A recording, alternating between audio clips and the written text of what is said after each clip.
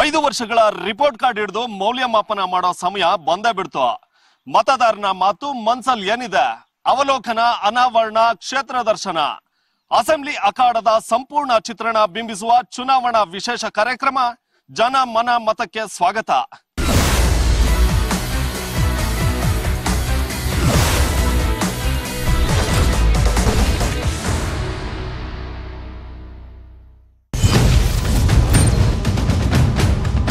ರಾಜಧಾನಿ ಬೆಂಗಳೂರಿನಿಂದ 150 ಕಿಲೋಮೀಟರ್ ದೂರ, ಸಿನಿಮಾ ಶೂಟಿಂಗ್ಗೆ ನೆಚ್ಚಿನ ತಾಣ, ಕ್ಷೇತ್ರಾಧಿಪತಿ ಚಲುವನಾರಾಯಣ. ಇದು ಸಕ್ಕರೆ ನಾಡಿನ ಹಸಿರು ಆಧ್ಯಾತ್ಮದ ನೆಲ ಮೇಲುಕೋಟೆ.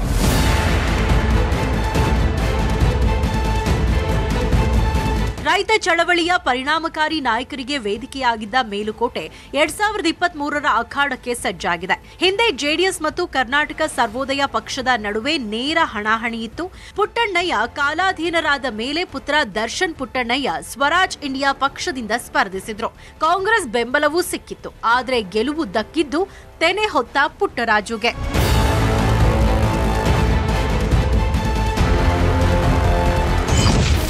ಕ್ಷೇತ್ರದ ಮತ ಗಣಿತ ಹೀಗಿದೆ. ಒಟ್ಟು 1,92,087 ಮತದಾರರಿರೋ ಮೇಲುಕೋಟೆಯಲ್ಲಿ 95,664 ಪುರುಷ ಮತದಾರರು ಹಾಗೂ 96,419 ಮಹಿಳಾ ಮತದಾರರಿದ್ದಾರೆ. ಜಾತಿವಾರು ಮತಲೆಕ್ಕ ನೋಡಿದ್ರೆ ಒಕ್ಕಲಿಗ ಪ್ರಾಬಲ್ಯವಿರೋ ಮೇಲುಕೋಟೆಯಲ್ಲಿ ಕುರುಬರು, ಲಿಂಗಾಯತರದ್ದು ಸಮಬಲದ ಸಮುದಾಯ, ಪರಿಶಿಷ್ಟ ಜಾತಿ, ಅಲ್ಪಸಂಖ್ಯಾತರು, ಇತರರು ಸೇರಿ ಹತ್ತಿರ 60,000 ಇದ್ದಾರೆ. ಕ್ಷೇತ್ರದ ಸಾಧನೆ ಮತ್ತು ವೇದನೆಗಳ ರಿಪೋರ್ಟ್ ಕಾರ್ಡ್ ನೋಡಿದ್ರೆ ಬಳಗಟ್ಟ ಏತ ನೀರಾವರಿ ಯೋಜನೆಯಿಂದ 56 ಹಳ್ಳಿಗಳು ನೀರ್ ಕಂಡಿವೆ. ದುದ್ದ ಹೋಬಳಿ ಕೆರೆ ತುಂಬಿಸೋದು ಸೇರಿದಂತೆ ಶಾದನಹಳ್ಳಿ, ಬೆಟ್ಟಳ್ಳಿ ಏತ ನೀರಾವರಿ ಯೋಜನೆಗಳಾಗಿವೆ. ವಿದ್ಯುತ್ ಸಂಪರ್ಕ ನಿರಂತರವಾಗಿದೆ. ರಸ್ತೆಗಳನ್ನ ನೋಡಿದ್ರೆ ಜನರ ಬೇಸರ ದುಪ್ಪಟ್ಟಾಗತ್ತೆ. ಹಲವು ಗ್ರಾಮಗಳಿಗೆ ಬಸ್ ವ್ಯವಸ್ಥೆ ಇಲ್ಲ. ನಿರುದ್ಯೋಗ ಸಮಸ್ಯೆ ತಾಂಡವವಾಡ್ತಾ ಇದ್ದು ಕ್ಷೇತ್ರದಲ್ಲಿ ಒಂದೇ ಒಂದು ಕೈಗಾರಿಕಾ ಘಟಕವಿಲ್ಲ. ಕ್ಷೇತ್ರದಲ್ಲಿ ನಿರುದ್ಯೋಗ ಸಮಸ್ಯೆ ಇದೆ. ಗ್ರಾಮೀಣ ಭಾಗ ಸೇರಿದಂತೆ ಹಲವೆಡೆ ರಸ್ತೆಗಳು ಹದಗೆಟ್ಟಿವೆ. ಪಾಂಡವಪುರ ಟೌನ್ನಲ್ಲಿ ಒಳಚರಂಡಿ ವ್ಯವಸ್ಥೆ ಸರಿಯಾಗಿಲ್ಲ. ಗ್ರಾಮಗಳಿಗೆ ಸಕಾಲಕ್ಕೆ ಬಸ್ ವ್ಯವಸ್ಥೆ ಮಾಡಬೇಕಾಗಿದೆ. ಏನು ಕೈಗಾರಿಕಾ ಘಟಕ ಸ್ಥಾಪನೆಗೆ ಆಗ್ರಹ ಕೇಳಿಬಂದಿದೆ. ಇದರ ಜೊತೆ ಸಾರ್ವಜನಿಕ ಆಸ್ಪತ್ರೆ ಅಭಿವೃದ್ಧಿಯಾಗಬೇಕಿದೆ. ಕಬ್ಬು ಬೆಳೆಗಾರರ ಸಮಸ್ಯೆಗೆ ಶಾಶ್ವತ ಪರಿಹಾರ ಕಲ್ಪಿಸಬೇಕು ಅನ್ನೋ ಆಗ್ರಹ ಕೂಡ ಕೇಳಿಬಂದಿದೆ.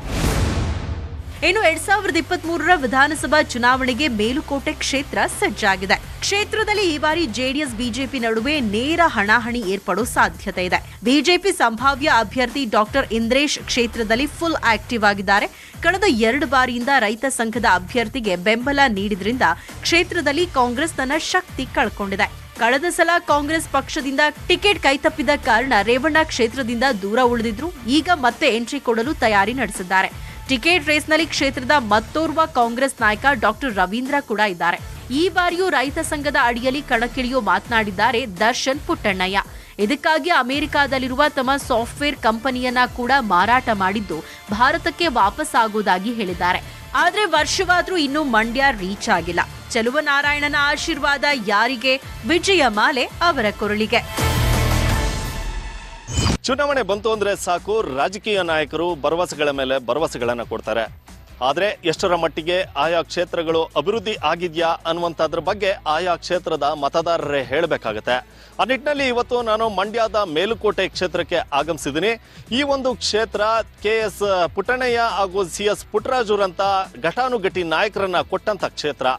ಹಾಗಿದ್ರೆ ಈ ಒಂದು ಕ್ಷೇತ್ರ ಅಭಿವೃದ್ಧಿ ಆಗಿದ್ಯಾ ಅಥವಾ ಯಾವೆಲ್ಲ ಅಭಿವೃದ್ಧಿ ಕಾರ್ಯಗಳಾಗಬೇಕು, ಇಲ್ಲಿನ ಮತದಾರರು ಏನನ್ನ ಹೇಳ್ತಾರೆ, ಇವೆಲ್ಲದರ ಗ್ರೌಂಡ್ ರಿಪೋರ್ಟ್ ಅನ್ನ ಇವತ್ತು ನಾನು ನಿಮ್ಗೆ ತೋರಿಸ್ತಾ ಹೋಗ್ತೀನಿ.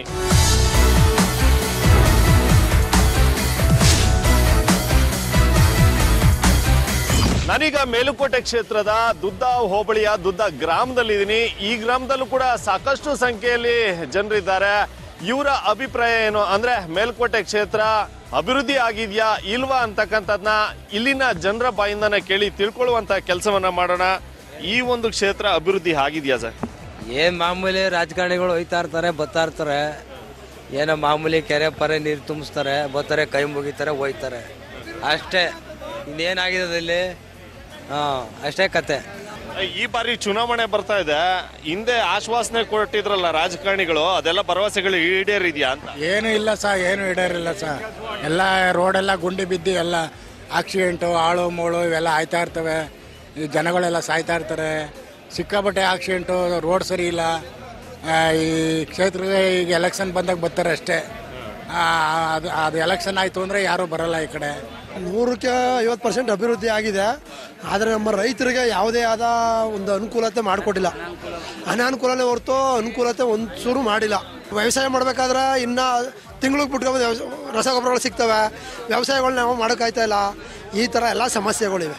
ಇದು ದುದ್ದ ಗ್ರಾಮದ ಜನಗಳ ಮಾತಾಗಿರ್ತಕ್ಕಂಥದ್ದು. ಒಂದಷ್ಟು ಜನ 50% ಅಭಿವೃದ್ಧಿ ಆಗಿದೆ ಅಂತಕ್ಕಂಥ ಮಾತನ್ನ ಹೇಳ್ತಾ ಇದ್ದಾರೆ. ಇನ್ನೊಂದಷ್ಟು ಜನ ರಸ್ತೆ ಸಂಪರ್ಕಗಳು ಸರಿ ಇಲ್ಲ, ರಸ್ತೆ ಸಂಪರ್ಕಗಳು ಸರಿ ಆಗಬೇಕು ಅಂತಕ್ಕಂಥ ಮಾತನ್ನ ಕೂಡ ಹೇಳ್ತಾ ಇರುವಂಥದ್ದು.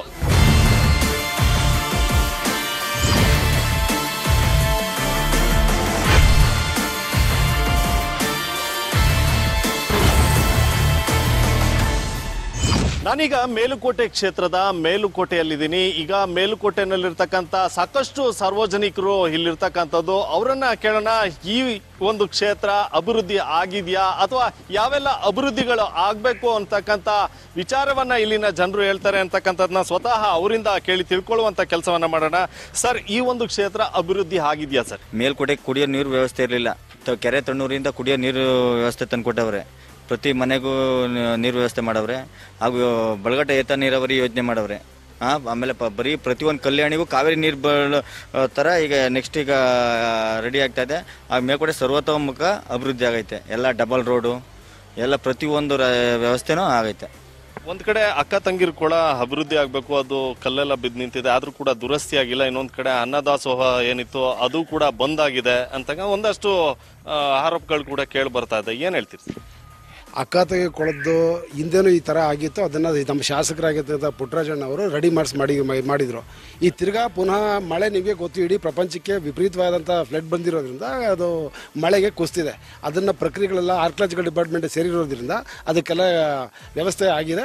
ಆದಷ್ಟು ಬೇಗ ಕಟ್ಟಡ ಏನು ಕುಸ್ತಿದೆ ಅದನ್ನು ಪುನಃ ಕಟ್ಟಿ ಅದನ್ನು ಭದ್ರ ಮಾಡ್ತಕ್ಕಂಥ ವ್ಯವಸ್ಥೆಯನ್ನು ಶಾಸಕರು ಮಾಡ್ತಾರೆ. ಅದು ಆವಾಗಲೇ AC ಮತ್ತು DC ಅವ್ರ ಗಮನಕ್ಕೂ ತಂದು ಆರ್ಕಿಯಾಲಜಿಕಲ್ ಡೈರೆಕ್ಟರ್ನೂ ಕರ್ಕೊಂಡು ಬಂದು ಇನ್ಸ್ಪೆಕ್ಷನ್ ಮಾಡಿಸಿ ಎಲ್ಲ ಮಾಡಿಸಿದ್ದಾರೆ.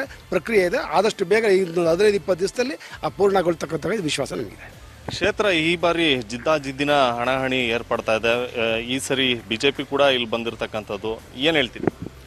ಗ್ಯಾರಂಟಿ ಇಲ್ಲಿ ಪುಟ್ಟರಾಜಣ್ಣವ್ರಿಗೆ ಗೆಲ್ಲೋದು JDS ಇಲ್ಲಿ. ಅಲ್ಲಿ ಸುಮಾರಷ್ಟಿಂದ ಇಲ್ಲಿ JDS ಭದ್ರಕೋಟೆ, ಅದರಿಂದ ಬೇರೆ ಪಾರ್ಟಿಯವರು ಅನ್ಯ. ಸರ್ ನಮಸ್ತೆ, ಈ ಮೇಲುಕೋಟೆ ಕ್ಷೇತ್ರದಲ್ಲಿ ಅಭಿವೃದ್ಧಿ ಆಗಿದೆಯಾ ಸರ್? ಅಭಿವೃದ್ಧಿ ಅಂದರೆ ಏನೂ ಇಲ್ಲ ಸರ್, ಆ ಥರ ಏನೂ ಇಲ್ಲ. ರೋಡ್ಗಳು ಒಳಗಡೆ ದೇವಸ್ಥಾನದ ಹತ್ರ ರೋಡ್ಗಳು ಸರಿ ಇಲ್ಲ. ಆಮೇಲೆ ಇನ್ನೊಂದು ಏನು ಅಂದರೆ ಅಲ್ಲಲ್ಲಿ ವ್ಯಾಪಾರಸ್ಥರು ಅಂಗಡಿಗಳ ಹತ್ರ ಗ್ಯಾಸ್ ಮಾಡಿಕೊಂಡು ಇದು ಮಾಡ್ತಾಯಿದ್ದಾರೆ. ಹೊರಗಡೆಯಿಂದ ಕಾರ್ಗಳು ಭಕ್ತಾದಿಗಳು ಬಂದಾಗ ತೊಂದರೆಗಳಾಗ್ತಾ ಇದೆ. ಇವೆಲ್ಲ ಸ್ವಲ್ಪ ಪ್ರಾಬ್ಲಮ್ ಇದೆ ಸರ್. ಮೇಲುಕೋಟೆ ಕ್ಷೇತ್ರದಲ್ಲಿ ಇನ್ನೇನೇನು ಸಮಸ್ಯೆಗಳು ಕಂಡು ಬರ್ತಿದೆ ಸರ್?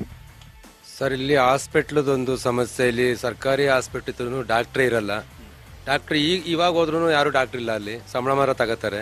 ಆ ಥರ ಒಂದು ದುರ್ವ್ಯವಸ್ಥೆ ಇಲ್ಲಿ ಮೇಲ್ಕೋಟೆ ಇದೆ. ಸುತ್ತ ಒಂದು ದೇವಸ್ಥಾನ ಸುತ್ತ ಯಾವ ಕಾಮಗಾರಿ ಸರ್ಕಾರ ಕೊಟ್ಟರು ಕಾಮಗಾರಿ ಕೆಲಸ ನಡೆದಿಲ್ಲ. ನಡೆಯಕ್ಕೆ ಇಲ್ಲಿ ಸ್ಥಳೀಯ ಶಾಸಕರು ನಡೆಯಕ್ಕೆ ಮಾಡಕ್ಕೆ ಬಿಡ್ತಾನೆ ಇಲ್ಲ. ಪಾರ್ಟಿ ರಾಜಕೀಯನ ಉಪಯೋಗಿಸ್ಕೊಂಡು ಯಾವ ಒಂದು ಅಭಿವೃದ್ಧಿನೂ ಆಗಿಲ್ಲ ಮೇಲ್ಕೋಟೆಗೆ. ಸಾಕಷ್ಟು ನಾಯಕರು ಬಂದಿದ್ದಾರೆ ಈ ಕ್ಷೇತ್ರದಲ್ಲಿ. ಏನು ಅಭಿವೃದ್ಧಿ ಆಗಿದೆ ಸರ್ ಹಾಗಾದ್ರೆ? ಸರ್, ಯಾವುದೇ ಕೆಲಸ ಕಾರ್ಯಗಳು ಎಲ್ಲ ಬರೀ ಕುಂಠಿತವಾಗಿದೆ. ಯಾವುದೇ ಕೆಲಸ ಕಾರ್ಯಗಳು ಅಭಿವೃದ್ಧಿ ಹೊಂದಿಲ್ಲ. ಮೇಲ್ಕೋಟೆ ವಿಧಾನಸಭಾ ಕ್ಷೇತ್ರದ ಜನತೆಗೆ ತುಂಬ ಮೋಸ ಆಗಿದೆ. ಆದ್ದರಿಂದ ನಮಗೆ 24x7 ಅಂತ ಅಂದ್ಬಿಟ್ಟು ಡಾಕ್ಟ್ರುಗಳೇ ಇಲ್ಲ, ಕ್ವಾರ್ಟರ್ಸ್ ಇಲ್ಲ ಆ ಡಾಕ್ಟ್ರುಗಳಿಗೆ. ಮತ್ತು ದಾಸೋಹ ಮಂದಿರ ಮಾಡ್ತೀವಿ ಅಂತ ಹೇಳಿದ್ರು, ಇದುವರೆಗೂ ದಾಸೋಹ ಮಂದಿರ ಇಲ್ಲ. ಬಂದ ಭಕ್ತಾದಿಗಳಿಗೆ ಊಟ ಆಹಾರ ಇಲ್ಲದೇ ತುಂಬ ಸಮಸ್ಯೆ ಪಡ್ತಾ ಇದ್ದಾರೆ. ಇವೆಲ್ಲ ಸಮಸ್ಯೆಗಳು ನೀಗಿಸ್ಬೇಕು ಸರ್, ನಾವು ಕೇಳ್ಕೊಳ್ಳೋದಷ್ಟು. ನೀವೇನು ಹೇಳಿ ಸರ್? ಇಲ್ಲಿ ಮೇಲ್ಕೋಟೆ ಕ್ಷೇತ್ರದಲ್ಲಿ ಯಾವುದೂ ಅಭಿವೃದ್ಧಿ ಕಾರ್ಯ ಆಗಿಲ್ಲ. ಇಲ್ಲಿಯ ಸ್ಥಳೀಯ ಶಾಸಕರು ಏನು ಮಾಡ್ತಾ ಇದ್ದಾರೆ, ಯಾವುದೇ ಮಾಡಬೇಕಾದ್ರೂ ನಮ್ಮ ಗಮನಕ್ಕೆ ತರದೇ ಮಾಡ್ತಿರಲ್ಲ ಅಂತೇಳಿ ಅದು ಒಂದು ಇದು ಮಾಡ್ತಾ ಇದ್ದಾರೆ. ಎಲ್ಲೋದ್ರೂ ವಿರೋಧ ಮಾಡ್ತಾರೆ. ಇವಾಗ ತಾಳೆಕೆರೆ ಗುಜ್ಗೆನಹಳ್ಳಿ ಅಂತಿದೆ, ಅಲ್ಲಿಗೊಂದು ಬಸ್ಸು ಇವ್ರ ಕೈಲಿ ರೋಡ್ ಕಿತ್ತೋಗಿದೆ. ರೋಡ್ ಯಾವ ಗಾಡಿನೂ ಹೋಗೋಕ್ಕಾಗಲ್ಲ. ಅಂಥ ಜಾಗಕ್ಕೆ ಒಂದು ಬಸ್ ಹಾಕ್ಸಿದ್ದು.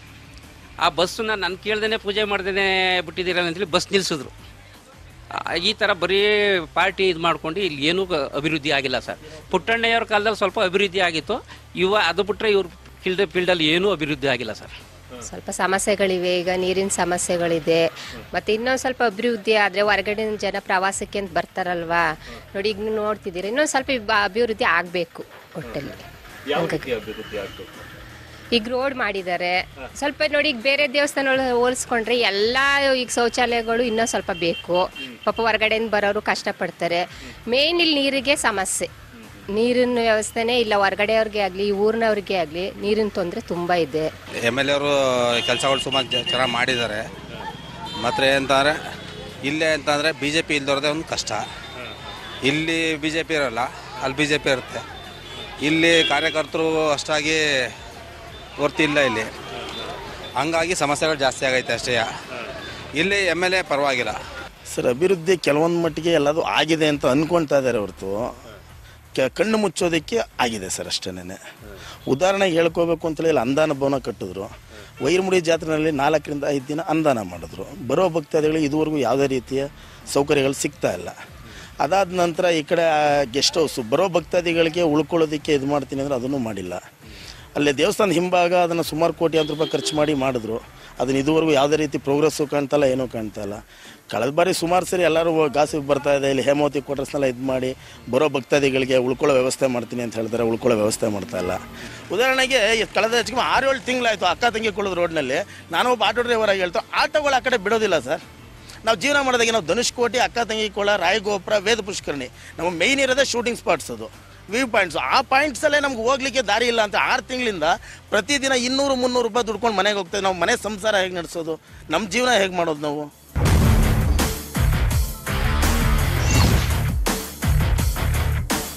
ನಾನೀಗ ಮೇಲುಕೋಟೆ ಕ್ಷೇತ್ರದ ಪಾಂಡವಪುರದ ಸರ್ಕಾರಿ ಆಸ್ಪತ್ರೆ ಏನಿದೆ ಆ ಒಂದು ವೃತ್ತದಲ್ಲಿದ್ದೀನಿ. ಇಲ್ಲಿನ ಜನರು, ಒಂದಷ್ಟು ಜನರು ಇಲ್ಲಿದ್ದಾರೆ. ಅವರ ಅಭಿಪ್ರಾಯವನ್ನು ಕೂಡ ಕೇಳೋಣ. ಈ ಒಂದು ಕ್ಷೇತ್ರ ಅಭಿವೃದ್ಧಿ ಆಗಿದೆಯಾ ಇಲ್ವಾ ಅಂತಕ್ಕಂಥದ್ದನ್ನ ಅವರ ಬಾಯಿಂದನೇ ಕೇಳಿ ತಿಳ್ಕೊಳ್ಳುವಂಥ ಕೆಲಸವನ್ನ ಮಾಡೋಣ. ಮೇಡಮ್, ಯಾವ ಊರಿಂದ ಬಂದಿದ್ದೀರಾ? ನಾವು ನುಗ್ಗಳಿ ಸರ್. ಮೇನ್ ರೋಡನೇ ಚೆನ್ನಾಗಿಲ್ಲ, ಅದು ಫುಲ್ ಎಲ್ಲ ಡ್ರೈನೇಜು ಇಲ್ಲ. ರೋಡೆಲ್ಲ ಕಿತ್ತೋಗಿ ನಿಂತೈತೆ. ವೆಹಿಕಲ್ಸ್ ಓಡಾಡೋಕ್ಕೆ ಏನು ಪ್ರಾಬ್ಲಮ್ಮು. ಪುಟ್ಟರಾಜ್ ಅವ್ರಿಗೆ ಅರ್ಜಿ ಕೊಟ್ರು ಏನೋ ಐತೆ, ಲೆಟ್ರ್ ಕೊಟ್ರು ಏನೋ ಮಾಡ್ತಾ ಇಲ್ಲ ಅವರು. ಹ್ಞೂ ಅಂತಿರ್ತಾರೆ. ಆಗಲೇ 2 ವರ್ಷದಿಂದ ಇದು ಮಾಡಿಸ್ತಾರೆ ಸರ್ ಅವರು. ಈಗ ಚುನಾವಣೆ ಹತ್ರ ಬರ್ತಾ ಇದೆ, ಕೆಲವೇ ದಿನಗಳಲ್ಲಿ ಚುನಾವಣೆ ಆಗುತ್ತೆ. ನಿಮ್ಮ ಅಭಿಪ್ರಾಯ ಏನಾಗಿರುತ್ತೆ ಅಂತ ಚುನಾವಣೆ? ಏನಾಗಿದೆ, ಅವ್ರಿಗೆ ಓಟ್ ಹಾಕೋದೇ ತಪ್ಪು ಅನಿಸುತ್ತೆ. ನಾವೀಗ ರೋಡು ಮಾಡಿಸ್ಕೊಡಲ್ಲ, ಏನಿಲ್ಲ, ಏನಕ್ಕೆ ಓಟ್ ಹಾಕ್ಬೇಕು ಅವ್ರಿಗೆ ಅನಿಸ್ತದೆ ಸರ್. ಅಂದರೆ ಬದಲಾವಣೆ ಬಯಸ್ತಾ ಇದ್ದೀರಾ ಅಂತ? ಹೌದು, ಬದಲಾವಣೆ ಬಯಸ್ತಿದ್ದೀವಿ ಸರ್. ಸರ್, ನೀವೇನು ಹೇಳ್ತೀರಾ ಸರ್? ನಮ್ಮ ತಾಲೂಕಲ್ಲಿ ಪುಟ್ಟರಾಜದಿಂದ ಕೆರೆ ಕಾಲುವೆಗಳು, ಕಾವೇರಿ ನೀರು, ಹೇಮಾವತಿ ನೀರು ಎಲ್ಲ ಕೆರೆಗಳನ್ನು ತುಂಬಿಸೋಂಥ ಕಾರ್ಯಕ್ರಮ ಮಾಡೋರೆ. 1000 ಕೋಟಿ ಅನುದಾನ ತಂದವ್ರೆ. ಅದರಲ್ಲೂ ನಮ್ಮ ತಾಲೂಕಿನಲ್ಲಿ ಬಸ್ ಸ್ಟ್ಯಾಂಡ್ ಇರಲಿಲ್ಲ, KSRTC ಬಸ್ ಸ್ಟ್ಯಾಂಡ್ ಇರಲಿಲ್ಲ. ಎಲ್ಲ ಹಳ್ಳಿ ಮರಗಳೆಲ್ಲ ಹರಿತಿತ್ತು, ಗುಂಡಿಗೋಸಿತ್ತು. ಆಮೇಲೆ ಎಲ್ಲ ಮೂಲಭೂತ ಸೌಕರ್ಯ 6 ವಿದ್ಯುತ್ ಉಪಕೇಂದ್ರಗಳು ಮಾಡವ್ರೆ. ರೈತರಿಗೆ 24 ಗಂಟೆನೂ ಕರೆಂಟಿನ ನೀರೈತೆ, ಸೌಲಭ್ಯ ಐತೆ. ನಮ್ಮ ಭಾಗೀರಥ, ನಮ್ಮ ತಾಲೂಕು ಕ್ಷೇತ್ರದ ಭಾಗೀರಥರು ಅಂದರೆ ಪುಟ್ಟರಾಜ್ ಅವರೇ. ಅವ್ರು ಆಗಿರೋದಕ್ಕೆ ಆ ಅಭಿವೃದ್ಧಿಗೆ ಅವ್ರನ್ನ ಗೆಲ್ಸಿರೋದು. ಮಂತ್ರಿನೂ ಆಗವ್ರೆ, MP ಆಗವ್ರೆ, 3 ಬಾರಿ MLA ಆಗವ್ರೆ. ಈ ಬಾರಿನೂ ಅತಿ ಲೀಡ್ರಲ್ಲಿ ಭಾರಿ ಅಂತರದಿಂದ ಗೆಲ್ತಾರೆ. ನಾನೀಗ ಮೇಲುಕೋಟೆ ಕ್ಷೇತ್ರದ ಪಾಂಡವಪುರದಲ್ಲಿದ್ದೀನಿ. ಪಾಂಡವಪುರದ KSRTC ಬಸ್ ಸ್ಟ್ಯಾಂಡ್ ಸರ್ಕಲ್ನಲ್ಲಿದ್ದೀನಿ. ಇಲ್ಲಿನ ಜನ ಈ ಒಂದು ಕ್ಷೇತ್ರದ ಅಭಿವೃದ್ಧಿ ಬಗ್ಗೆ ಏನು ಹೇಳ್ತಾರೆ ಅವರನ್ನ ಕೇಳಿ ತಿಳ್ಕೊಳ್ಳುವಂಥ ಕೆಲಸವನ್ನು ಮಾಡೋಣ. ಸರ್, ಈ ಒಂದು ಕ್ಷೇತ್ರ ಅಭಿವೃದ್ಧಿ ಆಗಿದೆಯಾ? ಆಗಿದ್ರೆ ಯಾವ ರೀತಿ ಅಭಿವೃದ್ಧಿ ಆಗಿದೆ? ಮೇಲುಕೋಟೆ ವಿಧಾನಸಭಾ ಕ್ಷೇತ್ರದಲ್ಲಿ ಶಾಸಕ ಪುಟ್ಟರಾಜ್ ಅವರು ಶಾಸಕರಾದ ತವಿಂದಲೂ ಇಲ್ಲಿವರೆಗೂ ಸುಧಾ ಅಭಿವೃದ್ಧಿ ಕಾರ್ಯಗಳು, ಕೆರೆ ಕಟ್ಟೆ, ರಸ್ತೆ, ರೋಡು, ಶೈಕ್ಷಣಿಕ, ಸಾಮಾಜಿಕವಾಗಿ ಶಿಕ್ಷಣಕ್ಕೆ ಭಾರಿ ಒತ್ತು ಕೊಟ್ಟವ್ರೆ. ಕೋವಿಡಲ್ಲಿ ತುಂಬ ಸಹಾಯ ಮಾಡಿ 2 ವರ್ಷಗಳ ಕಾಲ ಮಹಾಮಾರಿ ಕಾಯಿಲೆಗೆ ತುತ್ತಾದ ಸಂದರ್ಭದಲ್ಲಿ ತಮ್ಮ ದಿನನಿತ್ಯ ಬದುಕನ್ನು ಬಿಟ್ಟು ಜೊತೆಲಿ ಹೋರಾಡಿ ಇಲ್ಲಿ ಸ್ಪಂದಿಸಿ ಈ ಕ್ಷೇತ್ರದಲ್ಲಿ ಮಾದರಿಯಾಗಿ ಕೆಲಸ ಮಾಡಿದ್ದಾರೆ. 2023ರ ಚುನಾವಣೆಗೆ ಮೇಲುಕೋಟೆ ಕ್ಷೇತ್ರ ಸಿದ್ಧವಾಗಿದೆ. ಹಾಲಿ ಶಾಸಕ CS ಪುಟ್ಟರಾಜು JDS ಪಕ್ಷದಿಂದ ಕಣಕ್ಕಿಳಿತಾ ಇದ್ರೆ, ಕಾಂಗ್ರೆಸ್ ಪಕ್ಷದಿಂದ ಡಾಕ್ಟರ್ ರವೀಂದ್ರ ಅಥವಾ B ರೇವಣ್ಣ ಅವರಿಗೆ ಟಿಕೆಟ್ ಸಿಗುವಂತ ಸಾಧ್ಯತೆ ಇದೆ. ಇನ್ನು JDS ಪಕ್ಷಕ್ಕೆ ಪ್ರಬಲವಾಗಿ ಪೈಪೋಟಿ ಕೊಡಲಿಕ್ಕೆ BJP ಅಭ್ಯರ್ಥಿಯಾಗಿರ್ತಕ್ಕಂಥ ಡಾಕ್ಟರ್ ಇಂದ್ರೇಶ್ ರವರು ಕ್ಷೇತ್ರದಲ್ಲಿ ಮಿಂಚಿನ ಸಂಚಾರವನ್ನು ಕೂಡ ಮಾಡ್ತಾ ಇದ್ದಾರೆ. ಹೀಗಾಗಿ ಈ ಬಾರಿ ಅಂದ್ರೆ 2023ರ ಚುನಾವಣೆಯಲ್ಲಿ ಮೇಲುಕೋಟೆಯ ಕ್ಷೇತ್ರ ಜಿದ್ದಾಜಿದ್ದಿಯ ಕ್ಷೇತ್ರವಾಗುವಂಥದ್ದು ಕಂಡು ಬರ್ತಾ ಇದೆ. ಇದಿಷ್ಟು ಇವತ್ತಿನ ಜನ ಮನ ಮತ ವಿಶೇಷ ಕಾರ್ಯಕ್ರಮ. ಮೇಲುಕೋಟೆ ಕ್ಷೇತ್ರದಿಂದ ನಾನು ಸುನಿಲ್ ಗೌಡ, ನ್ಯೂಸ್ 18.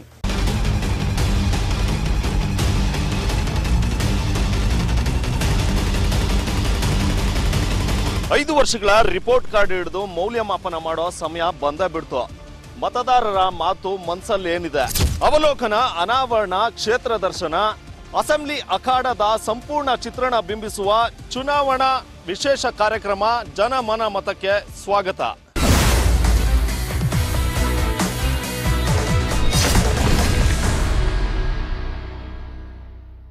ಇನ್ನೋಟ ಮುನ್ನೋಟಗಳ ಜೊತೆಗೆ ನಾವೀಗ ನಾಗಮಂಗಲ ಕ್ಷೇತ್ರದಲ್ಲಿದ್ದೀವಿ.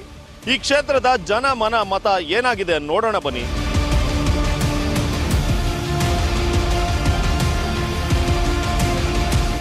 ಸಕ್ಕರೆ ನಾಡು ಮಂಡ್ಯ. ಈ ಮಂಡ್ಯದೊಳಗೆ ನಾಗಮಂಗಲ ಕ್ಷೇತ್ರದ ರಾಜಕೀಯ ಪ್ರತಿ ಬಾರಿ ರೋಚಕ ಹಾಗೂ ಜಿದ್ದಾಜಿದ್ದಿನಿಂದ ಕೂಡಿರುತ್ತೆ. ಯಾಕಂದ್ರೆ ಇಲ್ಲಿ ಚುನಾವಣೆ ಬಂತು ಅಂದ್ರೆ ಜನ ರಾಜಕೀಯವನ್ನೇ ಹೊದ್ದು ಮಲಗ್ತಾರೆ. ಈ ಕ್ಷೇತ್ರವನ್ನ ಕರ್ನಾಟಕದ ಬಿಹಾರ ಅಂತಲೂ ಕೂಡ ಕರೆಯಲಾಗುತ್ತೆ. ನಾಗಮಂಗಲ ಕ್ಷೇತ್ರದಲ್ಲಿ ಪಕ್ಷಕ್ಕಿಂತ ವ್ಯಕ್ತಿ ಪ್ರತಿಷ್ಠೆಯೇ ಮುಖ್ಯ. ಈ ಕ್ಷೇತ್ರದ ಬಗ್ಗೆ ಇನ್ನೂ ಹೇಳೋದಾದ್ರೆ, ಚುನಾವಣೆ ಬಂತು ಅಂದ್ರೆ ಸಾಕು, ಹೊಡೆದಾಟ ಬಡದಾಟ ಕಾಮನ್ನು. ಕ್ಷೇತ್ರದ ಮಾಜಿ ಶಾಸಕ ಎನ್ ಚಲವರಾಯಸ್ವಾಮಿ ಈ ಹಿಂದೆ ರಾಜ್ಯಸಭಾ ಚುನಾವಣೆಯಲ್ಲಿ ಅಡ್ಡ ಮತದಾನ ಮಾಡಿ ಬಳಿಕ ಜೆಡಿಎಸ್ ಅನ್ನು ತೊರೆದು ಕಾಂಗ್ರೆಸ್ ಸೇರ್ಪಡೆಯಾಗಿದ್ರು. ಬಳಿಕ 2018ರ ವಿಧಾನಸಭಾ ಚುನಾವಣೆಯಲ್ಲಿ ಇದೇ ಕಾರಣಕ್ಕೆ ಜೆಡಿಎಸ್ ಅಭ್ಯರ್ಥಿ ಸುರೇಶ್ ಗೌಡ ವಿರುದ್ಧ ಸೋಲನ್ನ ಅನುಭವಿಸಿದ್ರು. ಹೀಗಾಗಿ ಈ ಬಾರಿ ಚಲವರಾಯಸ್ವಾಮಿಗೆ ಅಗ್ನಿ ಪರೀಕ್ಷೆ ಎದುರಾದಂತಾಗಿದೆ. ಇನ್ನು ಕಳೆದ ಬಾರಿ ಕಾಂಗ್ರೆಸ್ ವರಿಷ್ಠರ ವಿರುದ್ಧ ಸಿಡಿದೆದ್ದು ಕಾಂಗ್ರೆಸ್ ಪಕ್ಷಕ್ಕೆ ಗುಡ್ ಬೈ ಹೇಳಿ ಜೆಡಿಎಸ್ನಿಂದ ಸ್ಪರ್ಧೆ ಮಾಡಿ ಅಭೂತಪೂರ್ವವಾಗಿ ಗೆದ್ದಿದ್ದಂತ ಹಾಲಿ ಶಾಸಕ ಸುರೇಶ್ ಗೌಡಗೆ ಈ ಬಾರಿಯ ಚುನಾವಣೆ ಪ್ರತಿಷ್ಠೆಯಾಗಿದೆ. ಇನ್ನು ಪ್ರತಿ ಬಾರಿ ಠೇವಣಿ ಕಳೆದುಕೊಳ್ತಾ ಇದ್ದಂತ ಬಿಜೆಪಿ ಸದ್ದು ಮಾಡ್ತಾ ಇದೆ. ಸಮಾಜ ಸೇವಕ ಫೈಟರ್ ರವಿ ಕ್ಷೇತ್ರದ ತುಂಬಾ ಸಂಚಾರವನ್ನು ಮಾಡ್ತಿದ್ದಾರೆ. ಮತ್ತೊಂದು ಕಡೆ ಜೆಡಿಎಸ್ ಪಕ್ಷದಿಂದ ಉಚ್ಚಾಟನೆಗೊಂಡ ಎಲ್ಆರ್ ಶಿವರಾಮೇಗೌಡ ಕೂಡ ಜೆಡಿಎಸ್ ಪಕ್ಷಕ್ಕೆ ಸೆಡ್ಡು ಹೊಡೆದು ಪಕ್ಷೇತರರಾಗಿ ಸ್ಪರ್ಧಿಸಲಿಕ್ಕೆ ತಯಾರಿಯನ್ನು ನಡೆಸಿದ್ದಾರೆ. ಕ್ಷೇತ್ರದ ಜಾತಿವಾರು ಮತಗಳು ಹೇಗಿದೆ ಅಂತ ನೋಡೋದಾದ್ರೆ, ಒಕ್ಕಲಿಗರು 70,870, ಕುರುಬ 40,000, ಪರಿಶಿಷ್ಟ ಜಾತಿ 30,850, ಲಿಂಗಾಯತ 22,400, ಅಲ್ಪಸಂಖ್ಯಾತರು 20,150, ಇತರರು 22,583. ನಾಗಮಂಗಲ ಕ್ಷೇತ್ರದಲ್ಲಿ ಒಟ್ಟು 2,06,853 ಮತದಾರರು ಇದ್ದಾರೆ. ಇಲ್ಲಿ ಒಕ್ಕಲಿಗ ಮತಗಳೇ ನಿರ್ಣಾಯಕ. ಇನ್ನು ಈ ಬಾರಿ ಯಾರೆಲ್ಲ ಸ್ಪರ್ಧೆ ಮಾಡ್ತಿದ್ದಾರೆ ಅಂತ ನೋಡೋದಾದ್ರೆ, ಕ್ಷೇತ್ರದಲ್ಲಿ ಕಾಂಗ್ರೆಸ್ನಿಂದ ಚಲವರಾಯಸ್ವಾಮಿ ಕಣದಲ್ಲಿ ಇರ್ತಾರೆ. ಇನ್ನು ಜೆಡಿಎಸ್ನಿಂದ ಸುರೇಶ್ ಗೌಡಗೆ ಟಿಕೆಟ್ ಫಿಕ್ಸ್ ಆಗಿದೆ. ಜೆಡಿಎಸ್ನಿಂದ ಉಚ್ಚಾಟನೆಗೊಂಡಿರುವಂತಹ ಶಿವರಾಮೇಗೌಡ ಸ್ವತಂತ್ರವಾಗಿ ನಿಲ್ಲೋಕೆ ತಯಾರಿಯನ್ನು ಮಾಡಿಕೊಳ್ತಾ ಇದ್ದಾರೆ. ಇನ್ನು ಬಿಜೆಪಿಯಿಂದ ಈ ಬಾರಿ ಫೈಟರ್ ರವಿ ಕಣಕ್ಕೆ ಇಳಿತಾರೆ ಎನ್ನಲಾಗ್ತಾ ಇದೆ. ಕ್ಷೇತ್ರದಲ್ಲಿ ಕಳೆದ 5 ವರ್ಷದಲ್ಲಿ ಏನೆಲ್ಲ ಕೆಲಸ ಆಗಿದೆ, ಇನ್ನು ಏನೆಲ್ಲ ಸವಾಲುಗಳಿವೆ ಅಂತ ನೋಡೋದಾದ್ರೆ, ಕ್ಷೇತ್ರದಲ್ಲಿ ಏತ ನೀರಾವರಿ ಯೋಜನೆ ಮೂಲಕ ಬಹುತೇಕ ಕೆರೆಗಳನ್ನು ತುಂಬಿಸಲಾಗಿದೆ. ಮಾರಕೋನಹಳ್ಳಿ ಡ್ಯಾಂನಿಂದ ಕುಡಿಯುವ ನೀರಿನ ವ್ಯವಸ್ಥೆ ಮಾಡಲಾಗಿದೆ. ಇದರ ಜೊತೆ ಡಿಪ್ಲೊಮೊ ಕಾಲೇಜು ಶುರು ಮಾಡಿದ್ದು, ಶಾಸಕರ ಸಾಧನೆ ಸವಾಲುಗಳನ್ನು ನೋಡೋದಾದ್ರೆ ಕ್ಷೇತ್ರದ ರಸ್ತೆಗಳು ಅಭಿವೃದ್ಧಿ ಆಗಿಲ್ಲ. ಜೊತೆಗೆ ಒಂದಿಷ್ಟು ಮೂಲಭೂತ ಸೌಕರ್ಯಗಳು ಸಮಸ್ಯೆ ಇದೆ. ಶಾಸಕ ಸುರೇಶ್ ಗೌಡ ಕ್ಷೇತ್ರದ ಜನರ ಕೈಗೆ ಸಿಗಲ್ಲ ಅನ್ನುವಂತ ಮಾತಿದೆ. ಭ್ರಷ್ಟಾಚಾರಕ್ಕೆ ಕಡಿವಾಣ ಬಿದ್ದಿಲ್ಲ, ಅಧಿಕಾರಿಗಳ ಆಟಾಟೋಪಕ್ಕೆ ಬ್ರೇಕ್ ಬಿದ್ದಿಲ್ಲ. ಈ ಕ್ಷೇತ್ರದ ಜನರ ಬೇಡಿಕೆಗಳೇನು ಅಂತ ನೋಡೋದಾದ್ರೆ, ಈ ಕ್ಷೇತ್ರದಲ್ಲಿ ಪ್ರಮುಖ ಸಮಸ್ಯೆ ನಿರುದ್ಯೋಗ. ದುಡಿಯುವ ಕೆಲಸವಿಲ್ಲದೆ, ಬೆಳೆ ಬೆಳಿಲಿಕ್ಕೆ ನೀರಿಲ್ಲದೆ ಇಲ್ಲಿನ ಅನೇಕ ಮಂದಿ ಬೆಂಗಳೂರನ್ನು ಸೇರಿದ್ದಾರೆ. ಇನ್ನು ಕ್ಷೇತ್ರದ ಬಹುತೇಕ ಕಡೆ ಶುದ್ಧ ಕುಡಿಯುವ ನೀರು ಒದಗಿಸಬೇಕೆಂಬ ಬೇಡಿಕೆ ಇದೆ. ಕ್ಷೇತ್ರದಲ್ಲಿ ಹೆಗ್ಗಿಲ್ಲದೆ ನಡೀತಾ ಇರುವಂತ ಭ್ರಷ್ಟಾಚಾರ, ಮಗು ಜನನ ಪ್ರಮಾಣ ಪತ್ರದಿಂದ ಹಿಡಿದು ಖಾತೆ ಕಂದಾಯದವರೆಗೂ ಕೂಡ ಲಂಚವನ್ನ ಕೊಡಬೇಕು ಎಂಬ ಆರೋಪ ಇದೆ. ಅಧಿಕಾರಿಗಳ ಈ ಭ್ರಷ್ಟಾಚಾರಕ್ಕೆ ಬ್ರೇಕ್ ಹಾಕಬೇಕಿದೆ. ಈ ಎಲ್ಲ ಬೇಡಿಕೆಗಳೊಂದಿಗೆ ನಾಗಮಂಗಲ ಕ್ಷೇತ್ರದ ಜನ ಎಲೆಕ್ಷನ್ಗೆ ರೆಡಿ ಆಗ್ತಿದ್ದಾರೆ.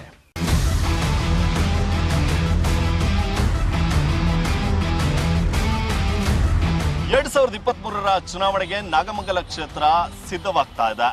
ಈ ಬಾರಿ ಜೆಡಿಎಸ್ ಪಕ್ಷದಿಂದ ಸುರೇಶ್ ಗೌಡರು ಕಣಕ್ಕಿಳಿತಾ ಇದ್ರೆ, ಕಾಂಗ್ರೆಸ್ ಪಕ್ಷದಿಂದ ಎನ್ ಚಲವರಾಯಸ್ವಾಮಿ ಸ್ಪರ್ಧೆ ಮಾಡುವ ಸಾಧ್ಯತೆ ಇದೆ. ಇನ್ನು ಈ ಬಾರಿ ಬಿಜೆಪಿಯಿಂದ ಫೈಟರ್ ರವಿ ಕೂಡ ಈ ಕ್ಷೇತ್ರದಿಂದ ಸ್ಪರ್ಧೆಯನ್ನ ಮಾಡುವಂತ ಸಾಧ್ಯತೆ ಇದೆ. ಇದರ ಜೊತೆಗೆ ಜೆಡಿಎಸ್ ಪಕ್ಷದಿಂದ ಉಚ್ಚಾಟನೆಗೊಂಡಿರುವಂತ ಎಲ್ಆರ್ ಶಿವರಾಮೇಗೌಡರು ಕೂಡ ಪಕ್ಷೇತರವಾಗಿ ಅಭ್ಯರ್ಥಿ ಆಗುವಂತ ಸಾಧ್ಯತೆ ಇದೆ. ಹೀಗಾಗಿ ಈ ಕ್ಷೇತ್ರ ಈ ಬಾರಿ ನಾಗಮಂಗಲದಲ್ಲಿ ಹೈ ವೋಲ್ಟೇಜ್ ಕ್ಷೇತ್ರ ಅಂತ ಅನ್ನಿಸ್ಕೊಂಡಿರುವಂತದ್ದು. ಟೊಮೊಟೊ 3 ಎಕರೆಯಲ್ಲಿ ಬೆಳೆದಿದ್ದೀವಿ. ರೇಟ್ ಇದೆಯಾ? ಅದನ್ನ ಪರವಾಗಿಲ್ಲ, ಐತೆ ರೇಟು. ಬೆಳೆ ಖರ್ಚು ಮಾಡಿ ತಕ್ಕ ಸ್ವಲ್ಪ ಈ ರೇಟ್ ಇದ್ರೆ ನಮಗೆ ರೇಟ್ ಸಿಗ್ತದೆ, ಖರ್ಚು ಮಾಡಿ ದುಡ್ಡು ಬರ್ತದೆ. ಕಡಿಮೆ ಇದ್ರೆ ಅದು ಸಿಗೋದಿಲ್ಲ, ಎಲ್ಲ ಲಾಸ್ ಆಯ್ತದೆ. ಈಗ ಸ್ವಲ್ಪ ರೈಟ್ ಅದೇ. ಈ ಕ್ಷೇತ್ರದ ಶಾಸಕರು ಸುರೇಶ್ ಗೌಡ್ರು ಏನಾರು ಕೆಲಸ ಮಾಡಿದಾರ? ಏನು ಮಾಡ್ತಾರೆ ಅವ್ರವ್ರಿಗೆ ಆಗಷ್ಟು ಅವ್ರು ಮಾಡ್ಕೊತಾರೆ, ಬಾಕಿದು ಏನು ಮಾಡ್ತಾರೆ? ಬಡವ್ರಂಗೆ ಇರ್ತಾರೆ. ಏನು ಉಪಯೋಗ ಆಗ್ತಾ ಇಲ್ಲ ಅಂತೀರಾ? ಏನು ಆಗ್ತಾ ಇದೆ, ಯಾರಿಗೆ ಏನಾಯ್ತದೆ ಆಗರಿಗೆ ಆಯ್ತದೆ, ಆಗದವ್ರಿಗಿಲ್ಲ. ಮಾಡೋ ಅಂಥವ್ರಿಗೆ ಮಾಡ್ತಾರೆ, ಮಾಡ್ದವ್ರಿಗಿಲ್ಲ. ಹೋಗಿ ಮುಂದೆ ನಿಂತ್ಕೊಂಡು ಕೇಳೋರಿಗೆ ಮಾಡ್ತಾರೆ, ಇಲ್ಲಿ ಹಿಂದಿದ್ದವ್ರಿಗಿಲ್ಲ. ಕ್ಷೇತ್ರ ಅಭಿವೃದ್ಧಿ ಬಗ್ಗೆ ಅಷ್ಟಕ್ಕಷ್ಟಲ್ಲೇ ಎಲ್ಲ ಅವ್ರವ್ರ ದುಡ್ಡು ಮಾಡೋದು ನೋಡ್ತಾರೆ. ಕ್ಷೇತ್ರ ಅಭಿವೃದ್ಧಿ ಆದರೆ ಸಹ ಯಾರು ಗೆಲ್ಲಿ ಯಾರು ಸೋಲ್ಲಿ. ಕ್ಷೇತ್ರ ಗ್ರಾಮ ತಾಲೂಕು ಅಭಿವೃದ್ಧಿ ಆಗಬೇಕು ಅಂದರೆ ಒಳ್ಳೆ ಗ್ರಾಮಗಳಿಗೆ ಹೋಗಿ ಗೆದ್ದವರು ಸುತ್ತಿ ಅಭಿವೃದ್ಧಿ ಮಾಡಬೇಕು ಸರ್. ಊರು ಕ್ಷೇತ್ರಕ್ಕೆ ಅಂದ್ರೆ ಸರ್ ಬೇಕಾಗಿರೋದು ಅಷ್ಟೇ, ಕುಡಿಯೋಕ್ಕೆ ನೀರು, ರೋಡು, ಅಷ್ಟು ಬಿಟ್ರೆ ಏನು ಕೇಳಲ್ಲ ಸರ್.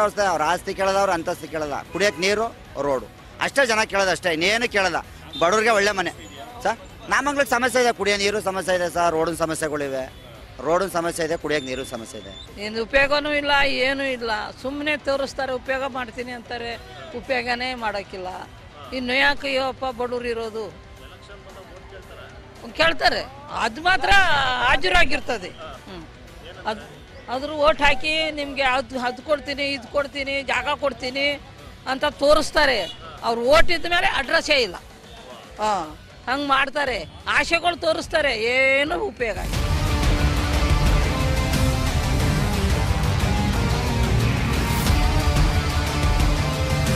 ನಾನೀಗ ನಾಗಮಂಗಲ ಕ್ಷೇತ್ರದ ನಾಗಮಂಗಲದ ಸೌಮ್ಯಕೇಶ್ವರ ದೇವಸ್ಥಾನದ ಬಳಿ ಇದ್ದೀನಿ. ಈ ಒಂದು ಕ್ಷೇತ್ರದಲ್ಲಿ ಅಭಿವೃದ್ಧಿ ಆಗಿದ್ಯಾ ಅಥವಾ ಅಭಿವೃದ್ಧಿ ಆಗ್ಬೇಕಾದ್ರೆ ಏನಾಗಬೇಕು ಅನ್ನುವಂಥ ನಿಟ್ಟಿನಲ್ಲಿ ಇಲ್ಲಿರುವಂಥ ಸಾರ್ವಜನಿಕರನ್ನ ಮಾತನಾಡಿಸ್ತಾ ಹೋಗ್ತೀನಿ. ಅವರ ಅಭಿಪ್ರಾಯ ಏನಾಗಿದೆ ಅಂತ ಅವರ ಬಾಯಿಂದನೇ ಕೇಳುವಂಥ ಕೆಲಸವನ್ನ ಮಾಡೋಣ. ಶಿವರಾಮೇಗೌಡರು ಅವತ್ತು ಪಕ್ಷೇತರವಾಗಿ 2 ಬಾರಿ ಗೆದ್ದಿದ್ರು. ಆ ಗೆದ್ದಾಗ ಅವತ್ತು ಅವರಿಗೆ ಅನುದಾನ ಬರ್ತಿದ್ದು ವರ್ಷಕ್ಕೆ 55 ಕೋಟಿ ವರ್ಷಕ್ಕೆ. ಈಗ ಬರ್ತಾ ಇರೋದು 1,50,000 ಕೋಟಿ. ಅವತ್ತು ಟ್ಯಾಲಿ ಮಾಡ್ಕೊಳ್ಳಿ, ಅವತ್ತೇ 380 ಹಳ್ಳಿಗೆ ಕುಡಿಯೋ ನೀರು ಕೊಡಿಸಿದ್ರು ನಮ್ಮ ಶಿವರಾಮೇಗೌಡರು ಅವತ್ತು. ಇವತ್ತು ಏನು ಯಾರು ಅವತ್ತು ಶಿವರಾಮೇಗೌಡರು ಮಾಡ್ರೆ ನೀವು ಉಳಿಸ್ಕೊಂಡವ್ರು ಸಾಕು. ಇಬ್ಬರು ಅದಕ್ಕೆ ಏನು ಅಭಿವೃದ್ಧಿ ಮಾಡಿಲ್ಲ. ಶಿವರಾಮೇಗೌಡರು ಇವತ್ತು ಹಳ್ಳಿಗೆ ಅವ್ರು ಹೇಳ್ತಾರೆ, ನೀವು ಮಾಡಿಸಿದ್ರು ರೋಡು ಶಿವರಾಮೇಗೌಡ್ರ, ಇದಕ್ಕೆ ಬರೀ ಟಾರ್ ಹಾಕೋಕ್ಕಾಗಿಲ್ಲ ಇವರಿಬ್ಬರು ಕೈಲು ಅಂತ ಹೇಳ್ತಾರೆ.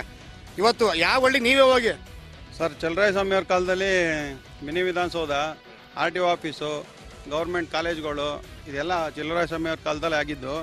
ಈ ಕಳೆದ 4.5 ವರ್ಷದಿಂದ ಏನೂ ಅಭಿವೃದ್ಧಿ ಕೆಲಸ ಆಗಿಲ್ಲ. ಎಲ್ಲ ಹಳ್ಳಿಗಳಲ್ಲಿ ಕಳಪೆ ಕಾಮಗಾರಿ, ಟಾರ್ ರೋಡ್ ಹಾಕ್ತಾರೆ, ಬೆಳಗ್ಗೆ ಹೋಗಿ ಹಿಂಗೆ ಎತ್ತೂರೆ ಕಿತ್ತೋಯ್ತದೆ. ಆಮೇಲೆ ವಿಶೇಷವಾಗಿ ಚಲರಾಯಸ್ವಾಮಿಯವರು ಈ ನಮ್ಮ ತಾಲೂಕಿಗೆ ಬರಪೀಡಿತ ತಾಲೂಕು ಅಂತ ಹೇಳ್ಬಿಟ್ಟು ಲಿಫ್ಟ್ ಇರಿಗೇಷನ್ ಮಾಡಿಸಿದ್ರು. ಆ ಲಿಫ್ಟ್ ಇರಿಗೇಷನ್ ಮಾಡಿಸಿರೋದನ್ನ ಅಪ್ರೂವಲ್ ತೊಗೊಂಡು ಕೆಲಸ ಮಾಡೋಕ್ಕಾಗಿಲ್ಲ ಈಗಿರೋ ಶಾಸಕರ ಕೈಲಿ. ಸದ್ಯಕ್ಕೆ ಈಗ ನಾವು ಚಲರಾಯಸ್ವಾಮಿ ಅಭಿವೃದ್ಧಿಲೇ ನಮ್ಮ ನಾಗಮಂಗಲ ನಡೀತಾ ಇರೋದು. ಈಗ 5 ವರ್ಷ MLA ಹಿಂದೆ ಆಗಿದ್ರು, ಅದು ಅಭಿವೃದ್ಧಿ ಆಗಿಲ್ಲ. ಅವ್ರದ್ರಲ್ಲೇ ಇವ್ರು ನಡ್ಕೊಂಡು ಹೋಯ್ತಾ ಇದೆ. ಈಗ ಮುಂದಕ್ಕೆ 23ಕ್ಕೆ ಚಲರಾಯಸ್ವಾಮಿ MLA ಆಗಬೇಕು, ಮಿನಿಸ್ಟರ್ ಆಗಬೇಕು, ನಮ್ಮ ನಾಗಮಂಗಲ ಕ್ಷೇತ್ರದ ಅಭಿಮತ. ಈಗ ಸದ್ಯಕ್ಕೆ ಅವರು ಏನು ಅಭಿವೃದ್ಧಿ, ಈಗ 14 ತಿಂಗಳು ಕುಮಾರಸ್ವಾಮಿ ಸರ್ಕಾರ ಇದ್ದಾಗಲೂ ನಮ್ಮ ನಾಗಮಂಗಲಕ್ಕೆ ಏನೂ ಮಾಡಿರೋದ್ಯಾರು ಚಲರಾಯಸ್ವಾಮಿ ಅವ್ರದ್ದೇ. ಏನೇನ್ ಮಾಡಿದ್ದಾರೆ ಅಂತ ಏನ್ ಮಾಡಿದ್ದಾರೆ ಚಲರಾಯಸ್ವಾಮಿ? ಎಲ್ಲನೂ ಮ್ಯಾಕ್ಸಿಮಮ್ ಕೇಳಿ ಈವರೆಗೂ ನಾನು ಯಾರು ಮಾಡಿರ್ಲಿ ಚರ್ಚೆ ಬೇಡ. ನೀವು ಮಾತಾಡೋದು ನಾವು ಮಾತಾಡಿಲ್ಲ. ನೀವು ಕೇಳಿ, ಇವ್ರು ನಾವು ಮಾತಾಡಿಲ್ಲ, ಸುಮ್ಮನೆ ಇದ್ದೀವಿ. ಕೇಳಿ ಸರ್, ಒಂದೇ ಒಂದು ಒಟ್ಟಾರೆ ಹೇಳೋದಾದ್ರೆ ಇಷ್ಟು ಜನ ಈ MLA ಅವ್ರು ಏನ್ ಮಾಡಿದ್ದಾರೆ ಈ ತಾಲೂಕಲ್ಲಿ, ಅಷ್ಟು ಕೆಲಸ ಇವ್ರೊಬ್ರು ಮಾಡವ್ರೆ. ಖಂಡಿತ ಈ ಸರಿ ಗೆಲ್ಲಿಲ್ಲ ಅಂದ್ರೆ ನಾವು ರಾಜಕೀಯನ ಮಾಡಲ್ಲ, ಬಿಟ್ಬಿಡ್ತೀವಿ.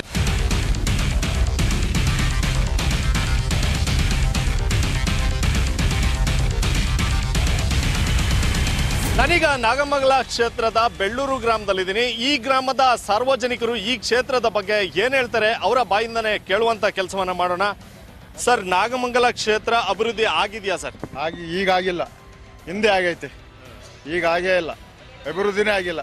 ನಿರುದ್ಯೋಗ ಸಮಸ್ಯೆ ಜಾಸ್ತಿ ಇದೆ ನಾಗಮಂಗಲದಲ್ಲಿ ಅನ್ನುವಂಥದ್ದು. ಭಯಂಕರ ನಿರುದ್ಯೋಗ ಸಮಸ್ಯೆ ಭಾಳ ಇದೆ. ಇದಕ್ಕೆ ಚಲರಾಯಸ್ವಾಮಿ ಮುಂಚೆ ಆಹ್ವಾನ ಕೊಟ್ಟಿದ್ರು, ನಾನೇ ಗೆದ್ರೆ ಗಾರ್ಮೆಂಟ್ಸ್ ಫ್ಯಾಕ್ಟ್ರಿ ಮಾಡ್ತೀವಿ, ಇಲ್ಲಿ ಇದು ಮಾಡ್ತೀವಿ ಅಂತ.